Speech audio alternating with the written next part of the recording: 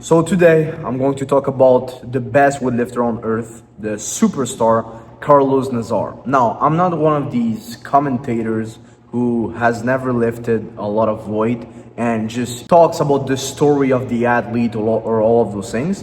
What I'm going to do today is I'm going to show you some of his training principles, right? And I'm going to show you how you can implement it for your own self in your current lifestyle, in your current, situation and weightlifting level. It doesn't matter whether you snatch 20 kilos or you snatch 120 kilos, you are going to get value out of this video. So first of all, I'm going to put a training session in here. This is 3 days out before the most important competition of Karlos Nasar weightlifting career up to that moment, okay? To give you guys some context, before this competition, Karlos Nasar was one of the best lifters on earth, but he wasn't a superstar. He wasn't the guy that, we know today. Okay, after this competition, that European Championship in Sofia, Bulgaria, which was his hometown, that's when he went on to become a superstar, because the competition after, he went on and he beat the Chinese team, and then he won the Paris Olympic Games, and then he went to Bahrain and he won the World Championships in the 89 kilo category for the first time. Okay, so you guys can get an idea. Before this competition, Karlos Nasar was not even a world champion in the 89 kilo category. He had suffered a very, very bad injury that a lot of doctors told him that it was going to be pretty much the end of his career, but he was able to come back 3 months before this competition, and this was the European Championship in his hometown. So as you can see, he's doing snatch plus hang snatch, he's doing pulls, clean pulls, snatch pulls, back squats, he's doing clean and jerks at a crazy level, like 205 kilos is a top 4 to top 5 clean jerk in his weight class. So he's doing crazy amounts of intensity and crazy amounts of exercises 3 days before his competition. Now, if 3 days before his competition, he's training that hard, imagine how hard he was training during the preparation towards that competition, or during back when he was a little bit younger, at 15, 16, 17 years old. And a lot of people, they're like, oh, but I wish I would have started younger, or people who start younger in weightlifting, they have such an advantage. The reason for this is not because they start younger, it's because they're able to accumulate much more work than someone who starts a little bit older. Okay, so it's not because of the age, it's just because of the law of accumulation. And so you can see here, 3 days out before his competition, he's accumulating a bunch of work. And potential is another word for accumulation, okay? Every single time you accumulate work, okay, your potential just expands and expands and expands and expands and expands. Everyone starts with a potential this big, or a potential this big, or a potential this big.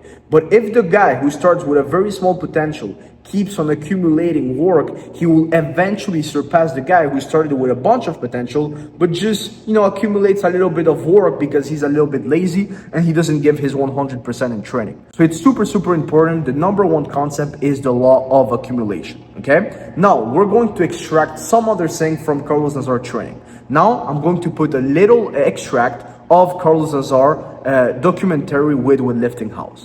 Last exercise supposed to be squat, but knee pain. Why I have to do risky? Even if you're with coach here, well, coach said, no, you do it. No, listen to your body. So there you saw, he had knee pain, right? And he had back squats. So what did he do? Did he keep going with his training session in order to truly follow the training program? Or did he actually train smart and not do back squat and do some other exercise that did not hurt his knee, right? He trained smart. He stopped his back squat and he went on to do pulls, I think. And so this is there's two concepts here. Number one is train smart. When you have pain, not soreness, pain, go on to the next movement. And number two, when you have pain somewhere, doing a certain exercise, that doesn't mean you just stop training. You go on and you do the next exercise. I'm going to give you guys an example. Yesterday I had snatches, clean jerks, and pulls. During the snatches, I had a very, very bad pain in my wrist. So what did I do? Did I just go on and went to the clean jerks? Absolutely not. I did close grip snatches, which did not hurt my wrist, and I went pretty heavy with those, and I still hit my targets with my volume. Okay, so that's super important. Adapt the movement, and if you're not able to adapt the movement because the pain is too severe, just go on into the next exercise that you have during that session. Okay, those are the three philosophies I actually took from Karlos Nasar. Number one, law of accumulation. Number two, train smart. And number three, never stop training. Always give your best in whatever you're doing. I was out from the sport for 8 months due to a knee surgery. This was the only surgery that I had during my weightlifting career, thanks God. And during those 8 months, I did not stop training. I was training super hard my accessories. I was training super hard my upper body. I was training super hard my core. So when I came back in the span of 3 weeks of weightlifting training, I was able to snatch 150 kilos, which was at the time 5 kilos below my personal record. And I was able to become American champion in the snatch.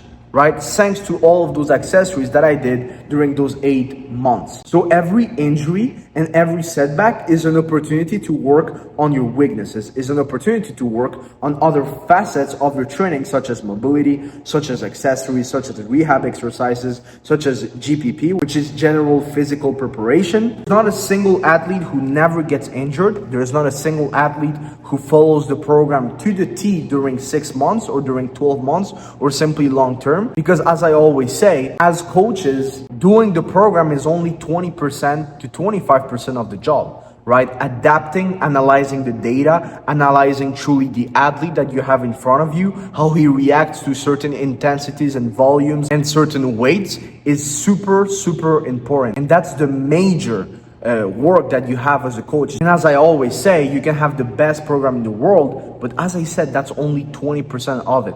Okay, that's only 20% of your coach's job. The other 80% is what matters the most, and that's what's going to take you to the next level. All right, so use those three concepts in your training, and you will be able to reach magnificent results like I've done for myself. I'm a national champion. I've snatched over 160 kilos multiple times. I've clean and jerked over 180 kilos multiple times, and I'm now on my way for the Olympic Games. I have an online coaching team of over 100 athletes that I coach from all over the world. So if you're truly looking for a coach who knows what he's doing and he's done it himself, he's been a high quality athlete himself, and he has reached the goals you truly want to reach, then here I am. Book the one-on-one consultation call down below. The link is in my description, or you can just shoot me a message on Instagram. See you guys on the next one. God bless you.